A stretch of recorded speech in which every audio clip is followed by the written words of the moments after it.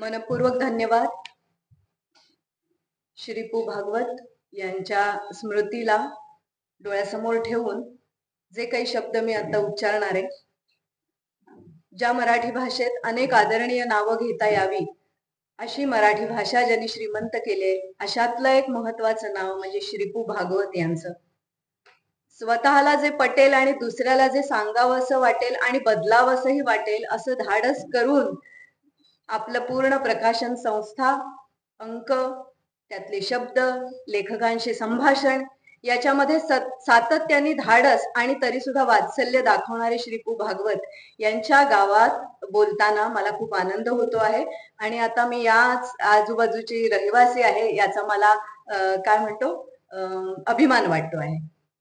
आज एक मराठी भाषिक किंवा मराठी अभ्यासक आणि अभिनेत्री या सर्व अंगांनी बोलण्याचा मी प्रयत्न करणार आहे मला दिलेल्या वेळेतच. माध्यम ही संस्कृती आहे का संस्कृतीचं प्रतिबिंब माध्यमात उतरत आहे, की माध्यमाचीच एक वेगळी अशी विकृत संस्कृती तयार होते आहे?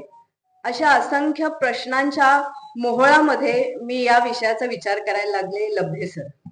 नेमकं या परिसंवादात माझ्याकडनं काय बोललं जाणं अपेक्षित आहे याबद्दल एक मनात विचार सुरू झाले आणि मग लक्षात आलं की तू कुणीही अस, पण तुला आज इथे आल्या आल्या या सुखानं यामध्ये काम केलंय ना, म्हणून ओळखलं गेलं. आणि तेव्हाच मी माझी दिशा ठरवली की तो माझा अनुभव आज बोलला पाहिजे. कारण भरपूर साहित्यिक बोलणारे, शब्दांची सेवा करणारे, कवितांची सेवा करणारे आणि आपल्यापर्यंत पोहोचणारे अनेक जण आहेत. पण आज ज्या माध्यमातनं मी नावारूपाला आले आणि ज्यामुळे आज माझा चेहरा ओळखला जातो, अशा माध्यमाला मी सोडलं असं नाही म्हणत, पण मी जेव्हा त्या माध्यमात होते तेव्हा अनेक प्रश्नांना धाडसाने उत्तरं देत होते. त्यातले प्रश्न मीच मला विचारणारे आणि त्याची उत्तरं मी तुम्हाला आज देणार आहे. की कोणत्या प्रकारचं साहित्य मालिका आज आम्हाला देत आहे? हा प्रश्न लेखिका आणि मराठी भाषेची अभ्यासिका म्हणून सुद्धा मला पडायचा की मी काय बोलते आहे, कोणी लिहिलेलं बोलते आहे आणि हे कोण ऐकणार आहे.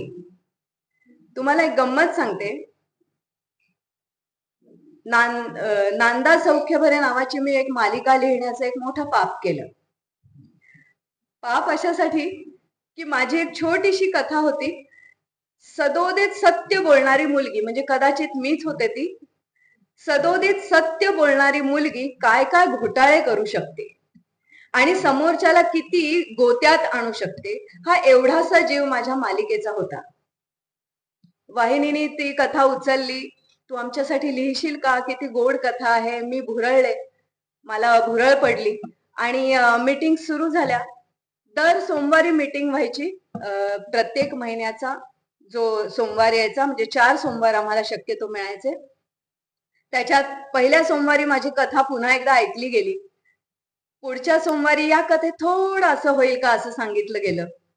तिसऱ्या सोमवारी त्या दुसऱ्या मालिकेत असं चालू आहे तसं आपल्याला काही करता येईल का असं सांगण्यात आलं. त्याच्यानंतरच्या सोमवारी माझ्या समोर एक चित्रपट ठेवला गेला, असं काही लिहिता येईल का असं सांगण्यात आलं. असं करत करत करत 6 महिन्यांनी कळलं की मी कुठून सुरुवात केली. ज्या सत्य बोलणाऱ्या मुलीच्या कथेपासून सुरुवात केली त्याच्या एकदम असत्याच्या टोक्याला मी येऊन पोहोचले आणि मी हे काय करते आहे. आता याचं कारण असं, मला माझ्या आजूबाजूला असलेला समाज आणि आज इथे उपलब्ध किंवा उपस्थित असलेला समाज सुद्धा मला 1000 वेळा विचारेल की का अशा मालिका तयार करतं चॅनल. पण मला तुम्हाला सांगायला, अभ्यास पूर्ण सांगणं आहे माझे, वाईटही वाटतं हे सांगायला की तुम्ही आम्ही जे बघत नाही असे फक्त 20% लोक आहोत आणि मालिका या 80% लोकांसाठी बनत असतात. कुठली तरी पुडी उघडली जाते, कुठल्या तरी दुधात टाकली जाते, चहात टाकली जाते, कॉफीत टाकली जाते, सरबतात टाकली जाते. अशी एक संस्कृतीच तयार होते आहे की काय अशी भीती प्रेक्षकाला वाटत राहते. पण गंमत अशी आहे की मला एकदा आजींनी प्रश्न विचारला की अगं मी 1000 एपिसोड बघितले, तुझी कथा काय पुढे सरकतच नाहीये. मी म्हंटल आजी 1000 एपिसोड तुम्ही का बघितलेत? अगं मला मेलीला काय आता उद्योग आहे. म्हटलं हेही बरोबर आहे. म्हटलं तुमच्या आधी ज्या म्हाताऱ्या व्हायच्या त्या काय करत होत्या? माझा हा उद्धटपणा त्यांना आवडला नाही. त्या म्हणाल्या की तू त्याच क्षेत्रात काम करतेस आणि मलाच तू सांगतेस की तुम्ही का बघितले 1000 एपिसोड. तर माझं तुम्हाला सांगणं आहे, अगदी 20% तुम्ही असलात चांगलं आणि निवडकच बघणारे असलात तरी सुद्धा मला तुमचं असं सांगणं आहे की तुम्ही असं बघा की जी तुमची जबाबदारी असेल. मग अशी अतुल पेठे सर इथे छान बोलून गेले. त्याचाच मी पुढे त्याचीच ओढते असं म्हणा. पण जे नाटकाने दिलं त्या अनेक नाटकांना तुम्ही किती जगवलं. नाटकासाठी थिएटरमध्ये जावं लागतं, तिकीट काढावं लागतं, तिथे 3 तास घालवावे लागतात, त्याच्या आधीचा प्रवास आला, हे सगळं आलं. पण ज्या उदंड नाटकाने आपल्याला मराठी भाषिकांना किंवा मराठी माणसाला मोठं केलं, किंबहुना आपल्या भावनांना तोंड फोडलं, कधी सामाजिक राजकीय प्रश्नांना तोंड फोडलं, कधी भावनिक गुंतागुंतींना त्यांनी समोर मांडलं, कधी नाते संबंधांना उजाळा दिला, अशा मराठी नाटकाला तुम्ही किती उपस्थिती लावली. त्यामुळे अगदी सोयीस्कर घरच्या घरी बघता येईल अशी मालिकाच जास्त बघितली जाऊ लागली आणि मालिकेचं असं एक विश्व तयार झालं. आता याचा अर्थ असा आहे की सगळा दोष प्रेक्षकांचा आहे आणि ते बनवणाऱ्याचा नाहीये का? तर आहे की, जरूर आहे. पण या दोन्हीच्या जबाबदाऱ्या आहेत त्या आपल्याला ओळखायला पाहिजे. त्या जबाबदाऱ्या म्हणजे असं आहे की जो मराठी मालिकांना वेळ मिळायला हवा होता तो समाजाच्या या धावत्या रगाड्यामध्ये मिळाला का, हा मला प्रश्न पडतो. म्हणजे असं की टिपरे सारखी मालिका बंद का ग पडली असं विचारलं, पण टिपरे पुन्हा यावी म्हणून कितीकाने प्रयत्न केले. म्हणजे पुन्हा ती गोष्ट समोर यावी म्हणून आपण प्रयत्न नाही करणार. आली तर बघितली, अरे वा, हे आली तर बघितली असा जो कलेकडे बघण्याचा आपला जो एक होरा आहे तो थोडासा बदलण्याची गरज आहे. याचं कारण असं की मराठी मालिका हे जर आपलं प्रतिबिंब ठरत असेल तर ते प्रतिबिंब कसं असायला हवं, त्या 80% लोकांना सुद्धा हे कसं पटवायला हवं, यासाठी काहीतरी करणं गरजेचं आहे. आणि जिथे जिथे मग मला आगाऊपणा करता येईल तिथे तिथे मी बोलत असते. राजा रवी वर्मा यांचं अतिशय एक सुंदर चित्र आणि त्याने एक अतिशय देखणं आणि ऊर्जा देणारं असं सूर्याचं फूल, सूर्यफूल असं चितारलं होतं. ते पूर्ण होतंय ना होतंय तोच त्यांना त्यांच्या बहिणीने हाक मारली की दादा जेवायला बोलावलंय, अर्थात त्यांच्या भाषेत दादा जेवायला बोलावलंय. तर म्हणाले थांब मी हे पूर्ण करतो चित्र. तर म्हणे नाही, आईने 10 वेळा बोलावलंय, तुझं लक्षच नाही, आता तू जेवायला नाही आलास तर जेवायला नाही मिळणार. बरं असं म्हणून ब्रश त्यांनी खाली टाकला आणि ते जेवायला गेले बहिणी बरोबर. जेवून बिवून हात बीत पुसून परत येत आहेत तर पाहिलं तर मगाच्या प्रसंगामध्ये जेव्हा बहिणीने बोलावलं तेव्हा ती आधी निरीक्षण करत होती की दादा कसं चित्र करतोय आणि मध्येच ती एक दोनदा हसली. तेव्हा राजा रविवर्माने विचारलं, हे हसण्यासारखी गोष्ट नाहीये, ही सोपी नाहीये तुला वाटते तेवढी. असं म्हणून तिथे संवाद थांबला होता. नंतर जेवायला गेले, जेवणानंतर हात धुवून परत आले तर त्यांनी पाहिलं, अरे चित्रात बदल आहे. त्यांनी आपल्याला हसणाऱ्या बहिणीला बोलावलं आणि विचारलं की तू ज्या चित्राला हसत होतीस तू बघतीयस का. पुन्हा ती त्या चित्राकडे पाहिली आणि हसली. हा मी पाहिलं की, मगाशी पण पाहिलं, आता पण पाहिलं. नाही नीट बघ. काय झालं होतं, त्या सूर्यफुलावर एक माशी बसली होती. राजा रविवर्मा तिला असं म्हणाले की ज्या माझ्या चित्राला तू हसलीस ते चित्र एका माशीलाही इतकं खरं वाटलं आणि ती येऊन त्या सूर्यफुलावर बसली. या त्यांच्या वाक्यावर सुद्धा ती बहीण पुन्हा हसलीच. याचा राजा रविवर्मांना राग आला आणि ते म्हणाले की यात हसण्यासारखं काय आहे. तुम्ही सगळे घरचे जण मला चित्र काढण्यात मी तल्लीन होतो, मग्न होतो म्हणून डिवचत असता, पण चित्रकला ही साधी गोष्ट नाहीये. त्यावर पुन्हा ती बहीण हसली. मग काय होतंय हे कळण्याच्या आत त्या बहिणीने त्यांचा हात धरला आणि चित्राच्या जवळ नेलं आणि म्हणाला दादा नीट बघ. ती माशी त्या बहिणीने काढलेली होती. बघा, महान चित्रकार म्हणून राजा रवी वर्मा यांचं नाव झालं. पण ज्या घराण्यातच चित्रकला पाणी भरत होती अशा घराण्यातली एक महिला जिला काहीही नाव मिळालं नाही. संस्कृती ही अशी असते असं मला वाटतं. संस्कृतीतल्या ज्या भागाला नाव मिळतं तिलाच परिपूर्ण संस्कृती असं समजलं जातं. पण संस्कृती ही कधीही सादरीकरणाचा हाव नसलेली अशी गोष्ट आहे. संस्कृती ही आतून फुलून येणारी गोष्ट आहे. संस्कृती ही माणसाने चला आता संस्कृतीची मूर्ती घडवूया म्हणून घडवलेली गोष्ट नाही. तशीच कला ही सुद्धा जेव्हा आतून उमललेली असते ना तेव्हा ती तिचं सांगणं अतिशय परिणामकारक प्रभावशाली असं सांगून जाते. आणि तिला तेव्हा आपण संस्कृतीत बसतो का, संस्कृतीच्या बाहेर जातोय का, चौकट मोडतोय का, असं त्या स्वतः कलाकृतीला कधी विचार सुद्धा करावा असं वाटत नाही. पण वासुदेव कामतांचं एखादं कृष्णाचं पाऊल दाखवणारं चित्र सुद्धा असं वाटतं, अरे हा तर मला दिसणारा कान्हा आहे. आणि मला असं वाटतं चित्रकलेने तयार केलेली ती संस्कृती आहे का संस्कृतीचं प्रतिबिंब म्हणजे वासुदेव कामतांचं चित्र आहे.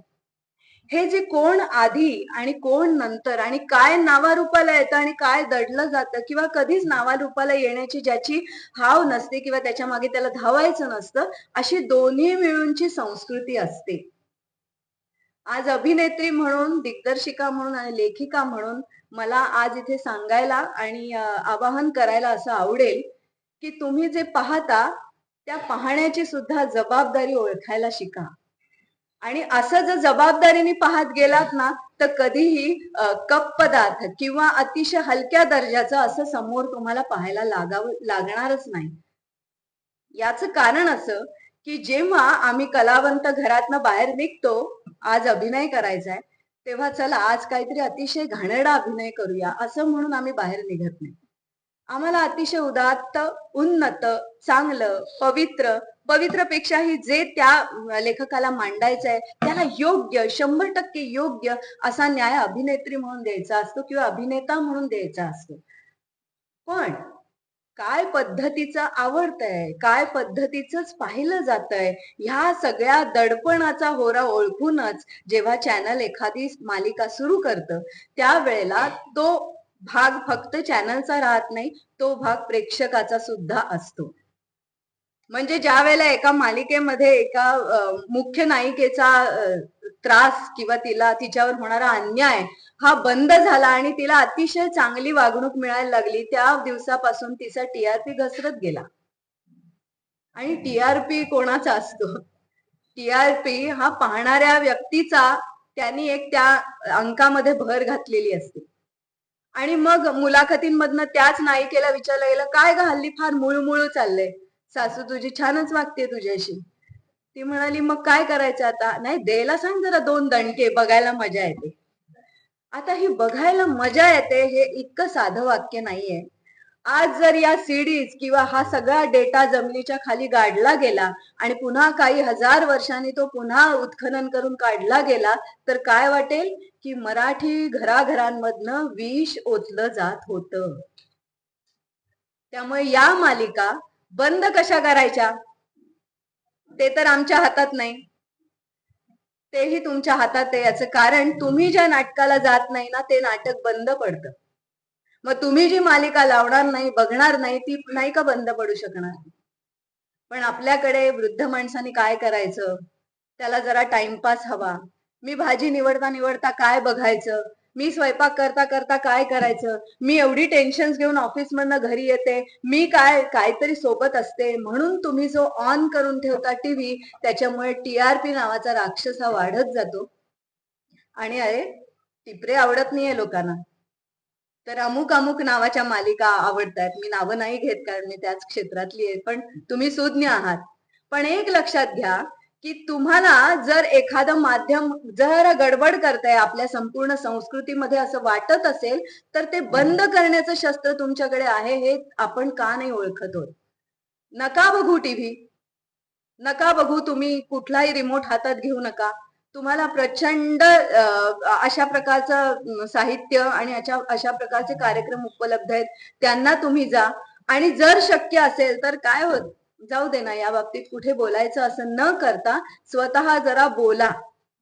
म्हणजे पूर्वी छायागीत पाहताना मला वडील आहेत का नाही ना असं म्हणून मी चोरून बघायचे. आज बाबा उशिरा येणार आहेत का, मग छायागीत आपल्याकडे लागणार. हा एक घराचा वर्चस्व आमच्यावर होता, तो आता नाहीच आहे. प्रत्येक खोली खोलीत टीव्ही गेलेला आहे, त्यामुळे कोण काय बघतंय याच्यावर सुद्धा आपला काही कंट्रोल नाहीये. आपल्या हातात असलेला फोन आहे, त्याच्यावरही आपला काही कंट्रोल नाहीये. पण आपल्या मनावर कंट्रोल असेल तर मला असं वाटतं माध्यम हे संस्कृतीचा विस्तार करण्यासाठी आणि विकास करण्यासाठीचं योग्य माध्यम होईल. नाहीतर तेच माध्यम राक्षस म्हणून उभं राहील. एका सूर्याच्या अशा स्थितीमध्ये लांडग्याला असं वाटतं, अरे बापरे, एवढी माझी मोठी सावली आहे, म्हणजे मला आज प्रचंड मोठी शिकार मिळवायला लागणार. पण तीच संपत आहे. पण तीच ज्या वेळेला सावली छोटी होते त्यावेळेला त्या ज्याला वाटतं की नाही, एवढा काही मी मोठा नाहीये. मला असं वाटतं या माध्यम संस्कृतीच्या वाईट अशा भागावर मी आज बोलले. एक विशिष्ट अशा पद्धतीचा असा कोण साधला गेलाय की आपल्याला तेच होतंय की काय आता माध्यमामध्ये असं वाटायला लागलेलं आहे. पण ते कमी करणं आणि बंद करणं हे सर्वस्वी सुजाण प्रेक्षकांच्या हातात आहे.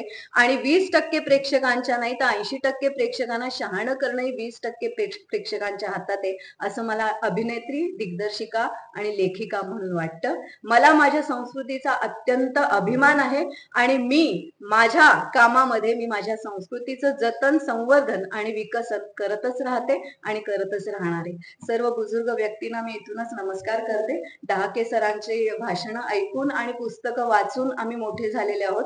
पण भाषेचा उत्तम उपयोग हा अभिनेत्री म्हणून सुद्धा बोलताना मला असं वाटतं काही वेळेला अलंकारिक न बोलता साधं सुद्धा बोलण्यात सुद्धा एक ताकद असते, हे मला सतत जाणवतं. मनपूर्वक धन्यवाद.